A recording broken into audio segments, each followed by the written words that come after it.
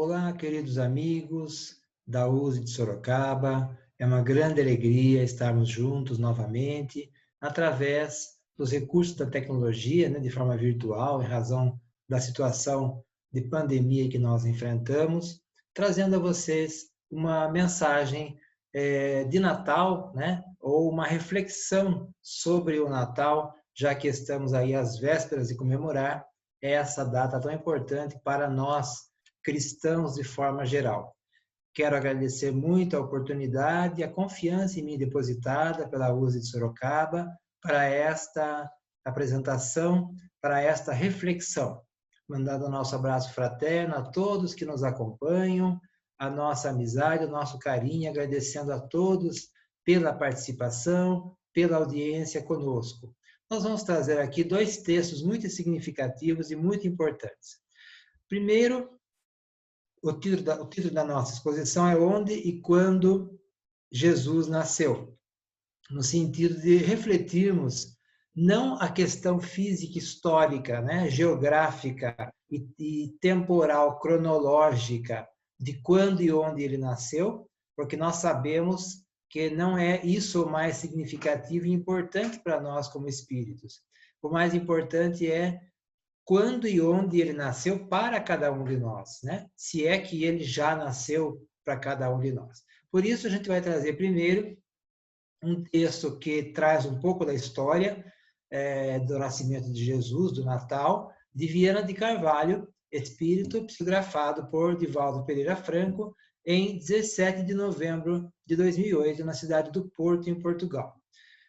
Diz, então, Viana de Carvalho, que durante o solstício de inverno na Roma pagã, período que abrange os dias 17 a 23 de dezembro, celebravam-se as Saturnais, também denominadas como as festas dos escravos, em razão de ser-lhes concedidas oportunidades de prazeres, aumento da cota de alimentos, diminuição dos trabalhos a que se encontravam submetidos, homenageando-se o deus Saturno. Os participantes entregavam-se aos mais diversos abusos. Então, o primeiro ponto é que havia essa festa romana, pagã, que era das Saturnais, os Solis Invictus, que era as festas mundanas, materiais, vamos dizer assim, de prazeres, em que se debruçavam aí as pessoas na época. Eram festas regadas aí a prazeres materiais. Homenageando-se o deus Saturno, o solstício de inverno aí é o dia mais longo do inverno no hemisfério norte, quando se iniciaria, então, um novo ciclo, E aí, futuramente, as colheitas, o verão e tudo mais.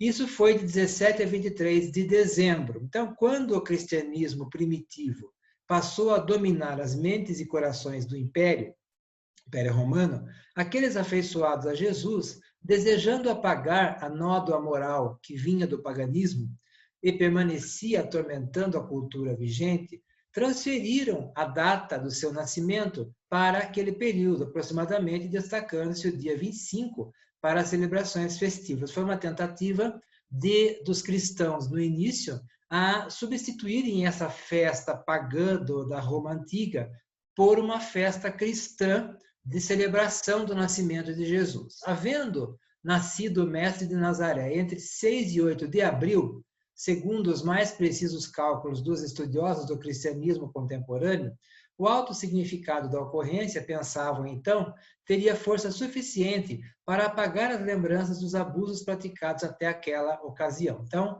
já estamos aqui percebendo que Jesus não nasceu em dezembro. Pela descrição histórica do clima, do momento, daquele clima da meteorologia, vamos dizer assim, se percebe que ele nasceu entre 6 e 8 de abril, no Oriente Médio, nessa época. Então, a tentativa foi de substituir uma festa pagã por uma festa cristã. O ser humano, como diz Viana de Carvalho, lentamente foi transformando a data evocativa da estrebaria de palha, atendendo às necessidades das fugas psicológicas, em culto externo de fantasia e de prazer.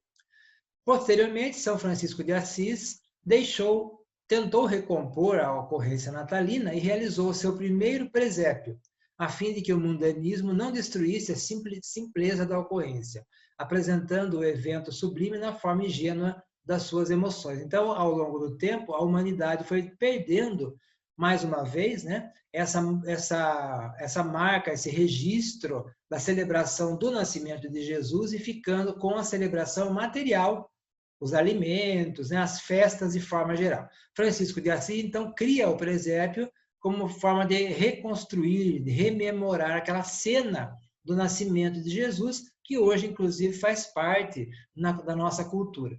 Durante alguns séculos, preservou-se a evocação do berço dentro das modestas concepções do cantor de Deus.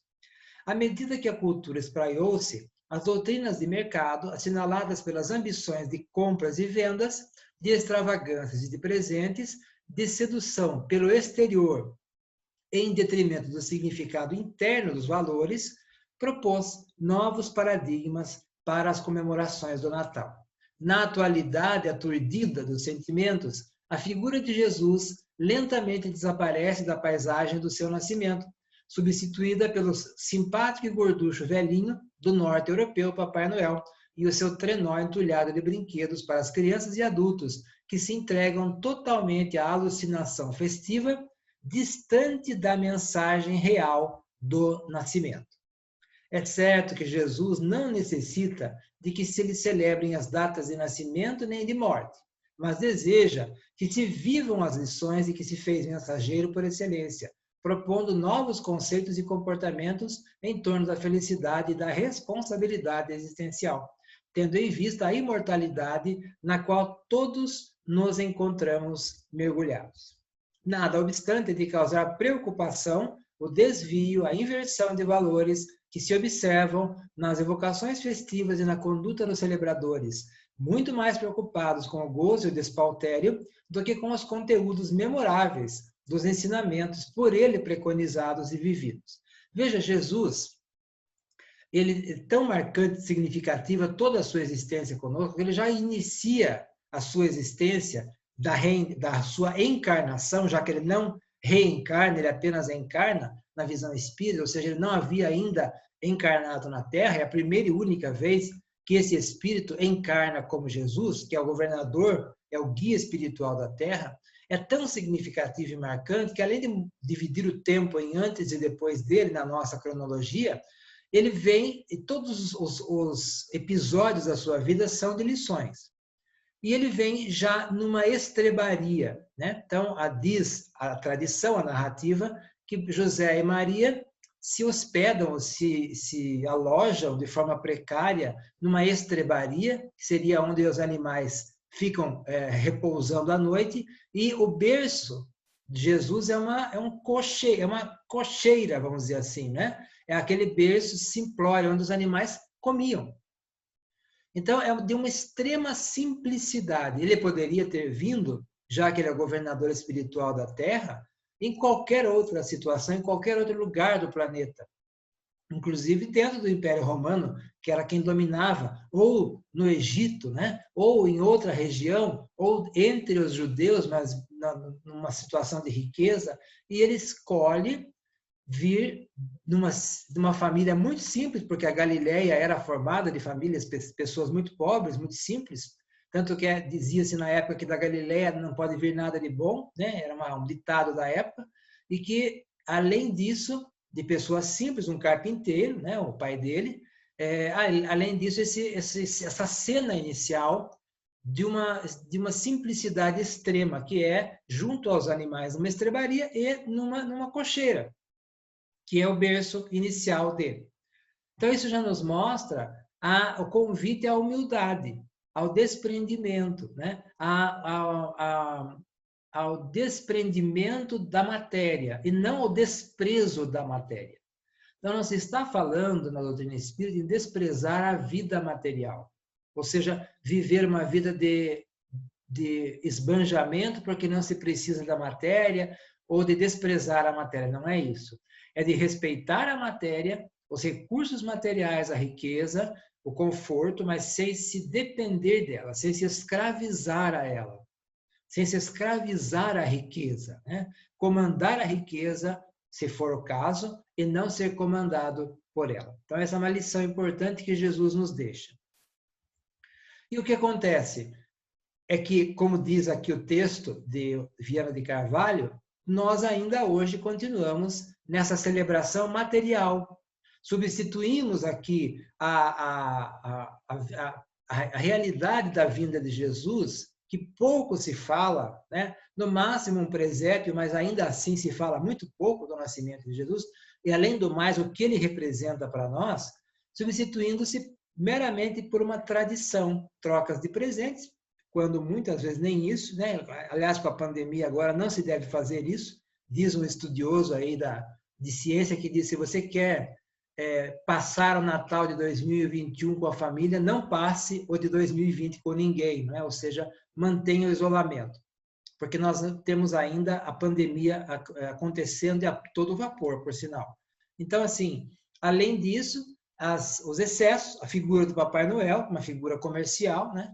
Os excessos de toda sorte, voltamos àquela celebração material dos romanos, com outra formatação, mas é a mesma coisa. Excesso, inclusive, acidentes automobilísticos que aumentam muito nessa época do ano, porque as pessoas exageram na bebida, dirigem, fazem coisas de responsabilidade, etc.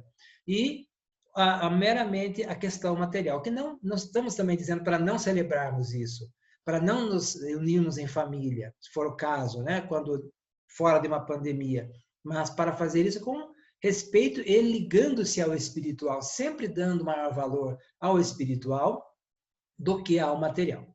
O seu Natal é um momento de reflexão, convidando as criaturas humanas a considerarem a sua renúncia, deixando, por momentos, o sólio do Altíssimo, ou seja, condições espirituais inimagináveis para nós, para percorrer os caminhos ásperos da sociedade daquele tempo, amando infatigavelmente e ensinando com paciência incomum, de modo a instalar na rocha dos corações os alicerces do reino de Deus, que nunca serão demolidos. Então, qual é o esforço de Jesus? Além de ser o governador da terra, ou seja, o gerente, né, o engenheiro sideral, que executou o trabalho da formação do planeta dentro das leis naturais, ele é o governador espiritual, guia da humanidade espiritualmente. Então, ele é o representante de Deus, né? Ele é embaixador de Deus na Terra, nos traz ele mesmo as leis de Deus, significativamente a lei de amor,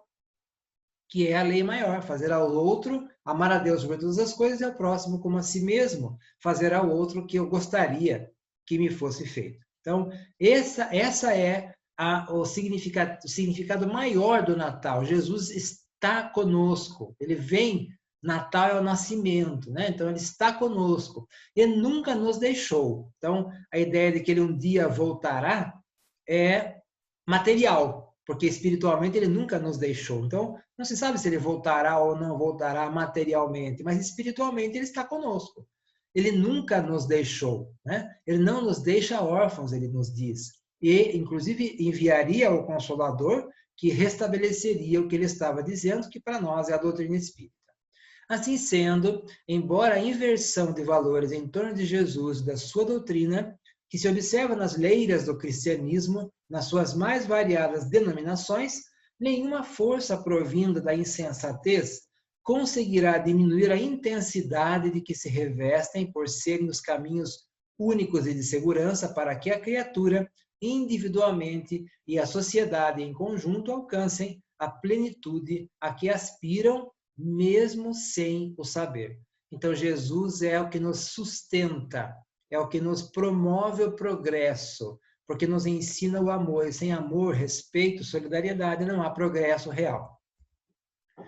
No livro Antologia Mediúnica do Natal, que é uma coletânea de poemas de Chico Xavier sobre Natal, Emmanuel nos diz: glória a Deus nas alturas e paz na terra. Boa vontade para com os homens, na fala de Lucas, né? Dizendo glória a Deus nas alturas, significando o imperativo de nossa consagração ao Senhor Supremo de todo o coração e de toda a alma.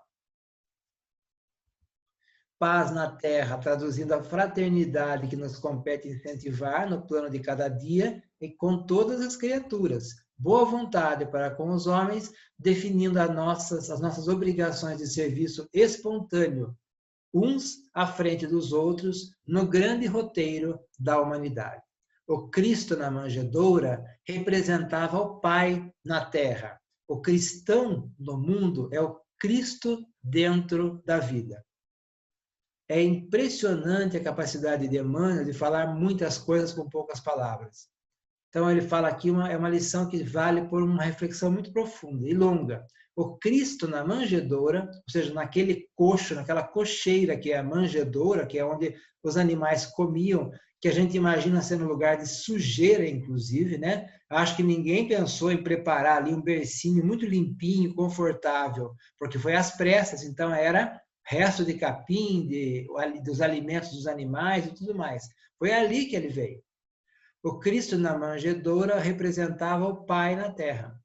Jesus representando Deus na terra. E o cristão no mundo é Cristo na vida, ou seja, nós como cristãos, seguidores de Jesus, somos o Cristo dentro da vida. Ou seja, nós temos uma parcela grande de responsabilidade em nos dizer cristãos, em manter o cristianismo fiel, né, aos seus ensinamentos. Você já pode ouvir a mensagem da noite inesquecível, diz Emmanuel, recorda que a boa vontade para com todas as criaturas é o nosso dever de sempre.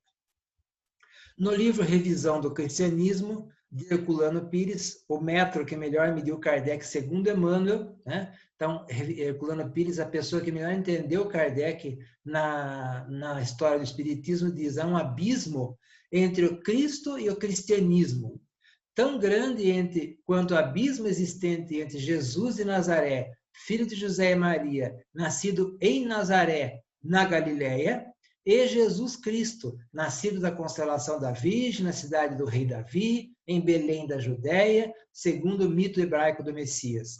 Por isso, a civilização cristã, nascida em sangue e em sangue alimentada, não possui o Espírito de Jesus, mas o corpo mitológico do Cristo, morto e exangue. Ou seja, há uma diferença entre o Cristo e Jesus para os cristãos, né? Para nós seguimos Jesus, o homem encarnado, espírito encarnado como homem, Jesus, né?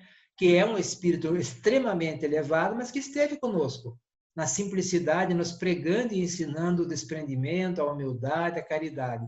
Esse é Jesus, e não aquele Cristo idealizado pelos homens depois e santificado como um Deus também pelos homens, marcado ainda pela morte, pelo sangue, pelo sacrifício que nos liberta do pecado, né? Ou seja, nós entendemos que não há essa condição de Jesus como um salvador literal, porque não há necessidade de um salvador, porque não há um julgamento, porque não há uma condenação. Deus não condenaria ninguém, porque se ele sabe de antemão tudo que nós vamos fazer, ele nos cria e sabe de tudo que nós vamos fazer, ele sabe que nós vamos errar.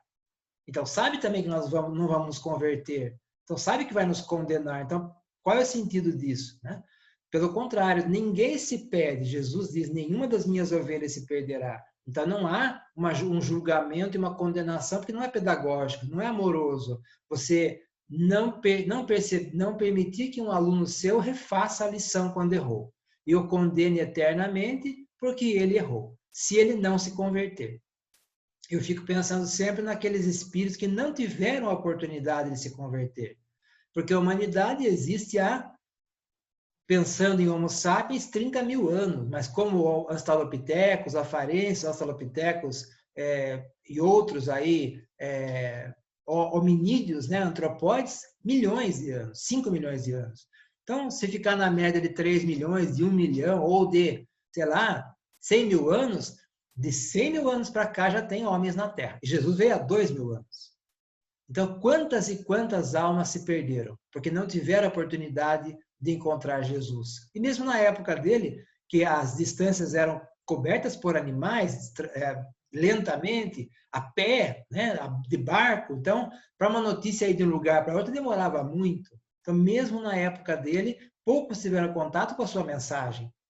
E depois dele também, porque depois de anos que ele desencarnou, é que foram se inscrevendo e divulgando a mensagem de Jesus. Então, mesmo na época dele, alguns anos depois, a humanidade não teve contato com a mensagem de Jesus. E hoje, até hoje, apenas 1/3 da humanidade é cristã.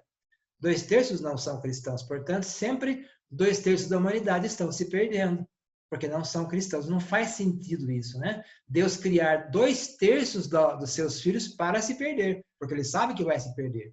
Não faz sentido. Então, não pode ser uma salvação literal. Deve ser um caminho. Então, eu sou o caminho, a verdade e a vida. Ninguém vai ao Pai senão por mim. Aí sim, ele é um caminho, mas que ninguém se perderá. Outra coisa, ele vem por leis naturais, porque ele diz, eu não venho destruir a lei, e sim dar-lhe cumprimento. Ou seja, ele vem pelas leis naturais da reprodução, com a sexualidade, que não é pecado, porque é criada por Deus, então não há pecado nenhum na sexualidade, a não ser quando ela é irresponsável, sem respeito, né? Quando não há amorosidade ou respeito entre as duas pessoas que se unem. Mas quando há, é uma união que forma uma família, na visão espírita. Portanto, não há problema imaginado pelos homens do pecado. Então, a concepção de Jesus foi dentro das leis naturais. A gestação e o parto foram dentro das leis naturais, porque ele não vem derrogar a lei, ele vem dar cumprimento à lei.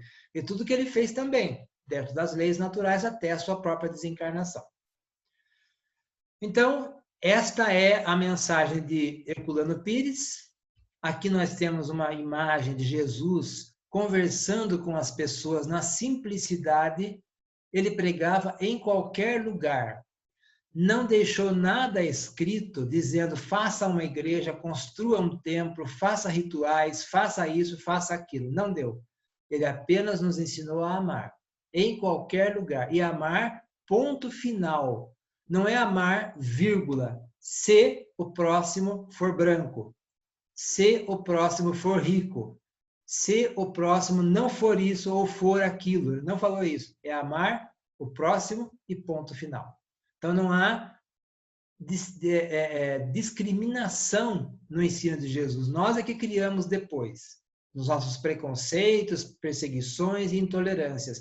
Mas no ensino de Jesus não há discriminação. É amar e ponto final.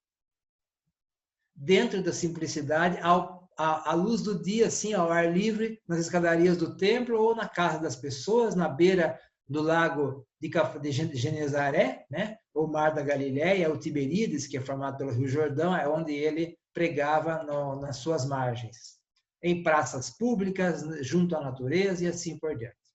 Mas precisamos então refletir se ele já nasceu para cada um de nós, porque nós aqui vimos o nascimento histórico, né? Aliás, há uma dúvida também de algumas pessoas, será que realmente Jesus existiu? Ou será que ele é uma invenção de algumas pessoas que vieram depois dele, como, por exemplo, os apóstolos, né? Será que ele é uma invenção dos apóstolos ou de outras pessoas, ou ele realmente existiu? Existiu porque o historiador judeu Flávio Joséfo, no seu livro História do Povo Hebreu, relata a existência de Jesus. Então, ele existiu.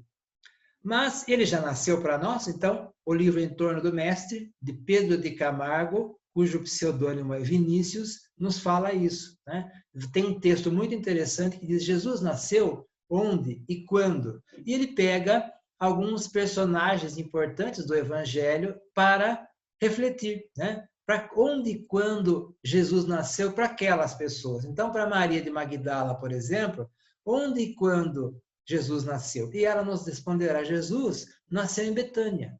Foi certa vez quando a sua voz, tão cheia de pureza e santidade, despertou em mim a sensação de uma vida nova, com a qual até então jamais sonhara. Maria de Magdala, prostituta, mulher de influência pela sua beleza, junto às pessoas em geral, aos homens em geral, tanto judeus quanto romanos, aos ricos, circulando pelos palácios, junto ao poder e à beleza, encontra-se com Jesus e abre mão dessa beleza, dessa vaidade, desse apego, desse prazer material momentâneo e efêmero, para encontrar o verdadeiro amor, que é o amor fraterno, o amor espiritual.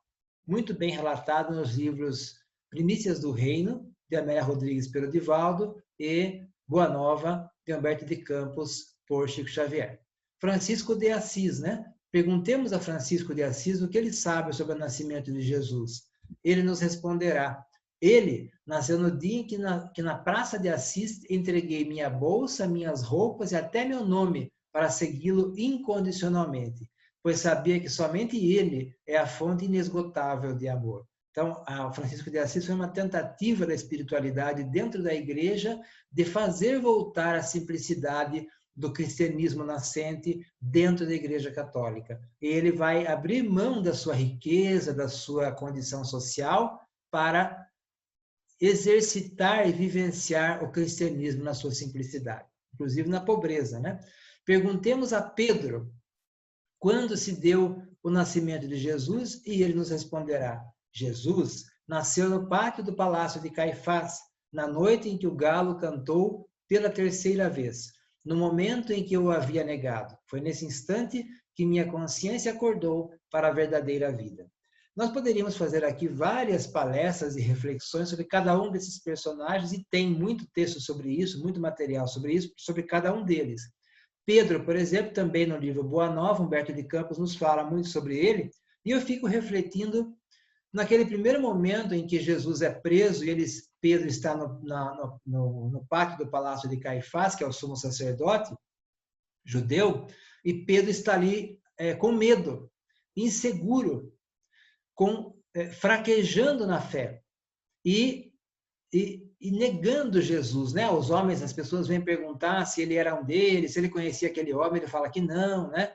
Passa aquela madrugada. Imagine que sensação, que sentimento passou na intimidade de Pedro para não ter coragem naquele momento de falar: não, eu sou o seguidor, sim, eu amo esse homem, né? Eu sou um seguidor de Jesus, ele é meu mestre, etc. Não, ele teve medo naquele momento.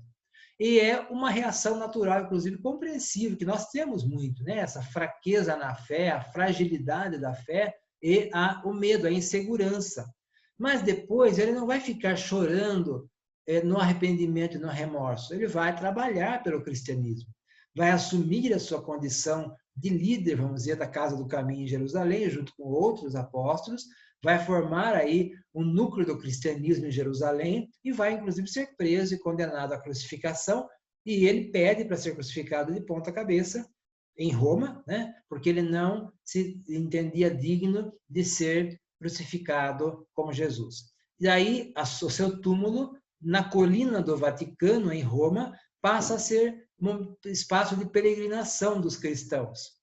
E aí, até o ano 60, né, 60 e poucos que ele desencarnou, do ano 60 até o ano 325 é que se forma a igreja de forma oficial, né, com o imperador romano se convertendo ao cristianismo. Então, há uma distância muito grande entre Pedro, o apóstolo, simples, na sua simplicidade, e o papado, e a formação da igreja, né? Há 300 anos, pelo menos, porque nesse tempo ainda não havia a igreja se formada, e sim aqueles núcleos cristãos iniciais, na sua simplicidade, despojamento, tanto em Roma, na Grécia, como nos países que hoje formam o Oriente Médio, desde Israel para cá, né?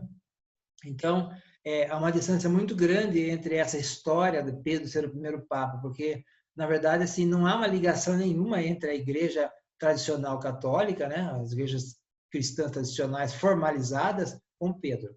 Perguntemos a Paulo de Tarso quando se deu o nascimento de Jesus, e ele nos responderá: Jesus nasceu na estrada de Damasco, quando, envolvido por intensa luz, que me deixou cego, pude ver a figura nobre e serena da que me perguntava: Saulo, Saulo, por que me persegue? E na cegueira passei a enxergar um mundo novo, quando eu lhe disse: Senhor, que queres que eu faça? Então, aqui nós temos aquela passagem de Saulo, quando deixa de ser Saulo e passa a ser Paulo, o apóstolo dos gentios. Também não chorando e não ficando estacionado na culpa e no remorso, mas buscando ser uma nova pessoa. Quem está em Cristo, nova criatura é, diz Paulo. E Paulo que traz as epístolas aos seus amigos, né, aqueles grupos que ele ia formando por onde ele passava, de cristãos, e depois mandando as cartas, que são orientações dele a esses grupos, como Tessalonicenses, né? Aos Romanos, carta aos Coríntios e tudo mais. Então, é muito rico de ensinamentos, se a gente olhar na visão espírita, né? Quantos ensinamentos espirituais importantes a gente tem nessas epístolas de Paulo. Que também não ficou chorando o arrependimento e o remorso, mas que buscou ser uma nova pessoa e buscou pregar e vivenciar o cristianismo. E que, inclusive, não se incomodava pelas agressões que sofria em nome de Jesus. Porque ele pensava, entendia serem merecidas, inclusive. Ele pensava estar aí se expiando aquelas perseguições que ele fez aos cristãos, quando ele estava também sofrendo em nome de Jesus. Está muito bem esclarecido e mostrada essa linda história no livro Paulo e Estevão, de Emmanuel, na psicografia de Chico Xavier. Perguntemos a Joana de Cusa, onde nasceu Jesus? E ela nos responderá, Jesus nasceu no dia em que, amarrado ao poste do circo em Roma, ouviu o povo gritar, negue, negue, e o soldado com a tocha acesa, dizendo, este teu Cristo ensinou-lhe apenas a morrer?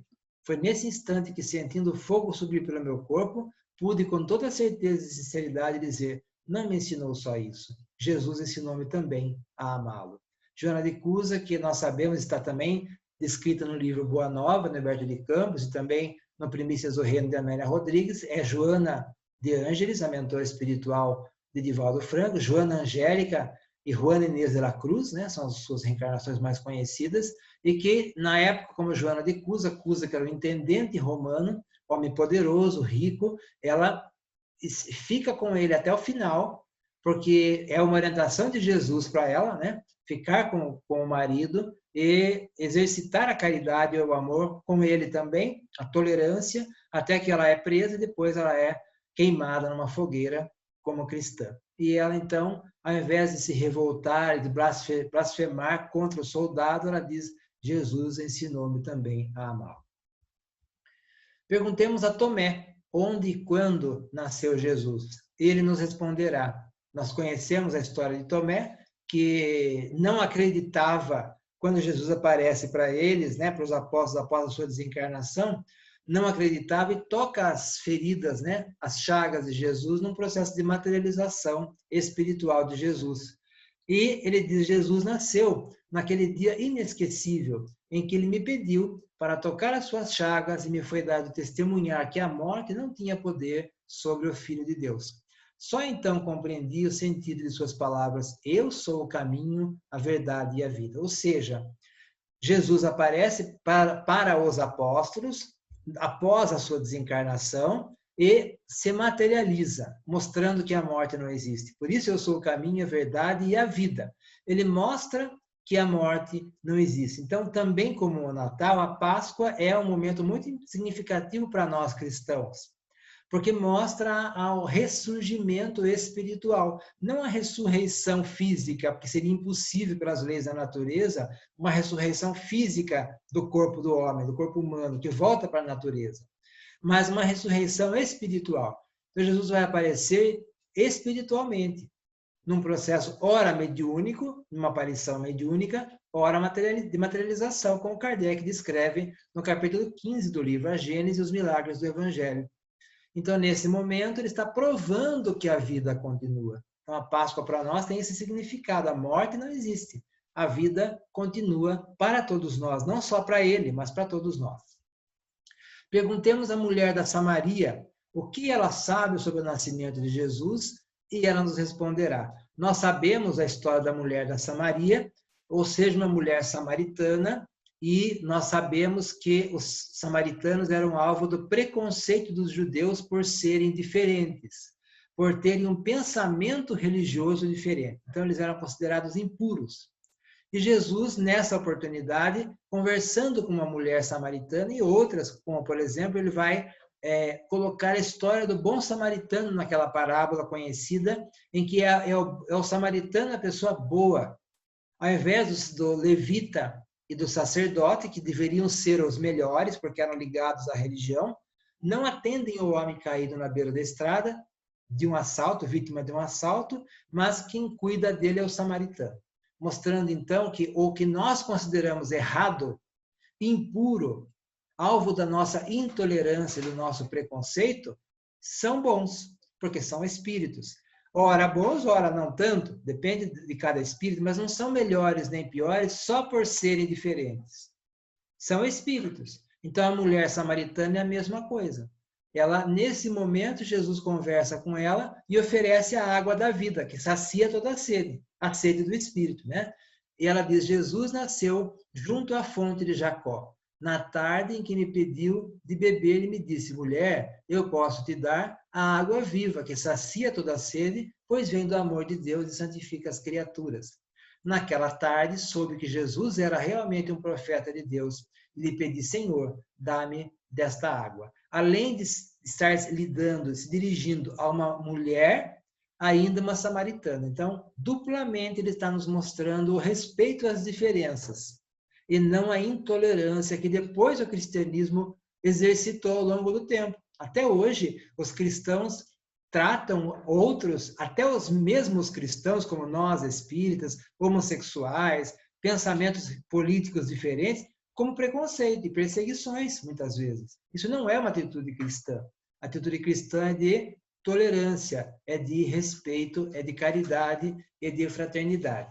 Perguntemos a João Batista, quando se deu o nascimento de Jesus, e ele nos responderá: Jesus nasceu no instante em que, chegando ao Rio Jordão, pediu-me que o batizasse, e ante a meiguice de seu olhar e a majestade da sua figura, pude ouvir a mensagem do alto: este é meu filho amado, no qual pus a minha complacência. Compreendi que chegara o momento de ele descer, crescer, e eu diminuir para a glória de Deus. João Batista, que era primo de Jesus, filho de Isabel, né, com Zacarias, que era prima de Maria, então era primo em segundo grau, e João Batista, que é o precursor, né? Ele batizava por imersão no Rio Jordão, como um símbolo de arrependimento, e dizia: eu batizo com água, mas virá aquele que batizará com o fogo do Espírito, do qual não sou digno de desatar o nó das sandálias. Então, ele está dizendo que ele batiza com água, como uma simbologia de conversão, mas que viria aquele que batizaria com o fogo do Espírito, que é Jesus. Então, assim, quando Jesus é batizado, ele é batizado para se dar a público, iniciar a sua pregação, sua vida pública, embora já tivesse aparecido nas bodas de Caná. E aí João Batista termina a sua tarefa, inclusive ele vai ser depois decapitado a mando de Salomé, né, por Herodes, e Jesus continua. Mas Jesus não batiza, e os apóstolos também não. Então nós entendemos que esse batismo de Jesus ele é espiritual, íntimo, e não simbólico exterior. Por isso não adotamos o batismo dentro da doutrina como nenhum outro sacramento religioso. Perguntemos a Lázaro onde e quando nasceu Jesus, ele nos responderá: Jesus nasceu em Betânia. Na tarde em que visitou meu túmulo, ele disse: Lázaro, levanta. Nesse momento, compreendi finalmente quem ele era, a ressurreição e a vida. Sabemos que esse processo é um processo de morte aparente, porque não é possível ressurgir depois de haver morrido, a ressurreição física após a morte física, né? Então a medicina mostra que isso não é possível. Jesus, sabendo da condição de morte aparente de Lázaro, espera um tempo e diz inclusive às suas irmãs: Lázaro não morreu, ele apenas dorme. Então era como não havia na época um conhecimento médico a respeito, ele vai e desperta Lázaro. Então isto mostra o conhecimento científico de Jesus, muito profundo, logicamente, por ser ele o governador da terra. Perguntemos finalmente a Maria de Nazaré, onde e quando nasceu Jesus, e ela nos responderá. Jesus nasceu em Belém. As estrelas, que eram focos de luzes guiando os pastores e suas ovelhas ao berço de palha. Foi quando segurei em meus braços pela primeira vez que senti se cumprir a promessa de um novo tempo, através daquele menino que Deus enviava ao mundo para ensinar aos homens a lei maior do amor. Esta pintura é uma pintura mediúnica. de uma descrição de Maria feita mediunicamente por Emmanuel através de Chico Xavier. Então, podemos entender que é uma representação fiel da figura de Maria, mãe de Jesus, à luz da doutrina espírita, por ser uma representação, uma descrição feita por um pintor a partir de uma descrição de Chico Xavier, de Emmanuel através de Chico Xavier. E esta descrição belíssima, né, do nascimento de Jesus, nós não sabemos se ele realmente nasceu em Belém ou Nazaré, alguns dizem que foi em Nazaré, porque não haveria sentido num censo que obrigasse pessoas a se deslocarem por todo o país apenas para fazer uma contagem, né? Não seria lógico isso. Então, é provável, dizem alguns, que ele tenha nascido em Nazaré. Enfim, o que importa é que ele veio até nós, Maria como uma grande mensageira, né? Aquela portadora desta gestação que traz ao mundo uma luz espiritual e que nos deixa a lição maior do amor. E aí, o autor, né, Pedro de Camargo Vinícius, nos diz, agora pensemos um pouco, e para nós, quando Jesus nasceu? E se descobrirmos que ele não nasceu? Então, procuremos urgentemente fazer com que ele nasça um dia destes, porque quando isso acontecer, teremos finalmente entendido o Natal e verdadeiramente encontrado a luz. Fica aqui a nossa mensagem de buscarmos este nascimento de Jesus dentro da nossa intimidade e que ele permaneça conosco, não apenas no sentido místico, religioso, mas no sentido de mudar a nossa conduta, de nos convidar a sermos pessoas melhores, sermos espíritos melhores, mais tolerantes, mais fraternos, mais solidários. Agradecendo também a USA de Sorocaba pela colaboração conosco, pela parceria, pela confiança, pelas oportunidades que nos deu neste ano, a todos nós, né, com todas as suas atividades, todos os seus colaboradores, dirigentes, as casas espíritas, por estarmos juntos, embora distantes materialmente, e que possamos ter um próximo ano de muitos trabalhos espirituais, muito progresso espiritual para todos nós, enquanto não tivermos uma solução definitiva para a pandemia, em isolamento social, e depois, juntos, né, trabalhando unidos, unificados em torno do ideal maior da doutrina espírita que nos ensina e nos faz viver o Evangelho de Jesus. Obrigado pela oportunidade, muita paz a todos, tenham todos um final de ano, um Natal e um novo ano de muitas alegrias, de muitas realizações no bem, um novo ano cheio de trabalho no bem e progresso moral. Que a paz de Jesus esteja sempre conosco. Até a próxima oportunidade.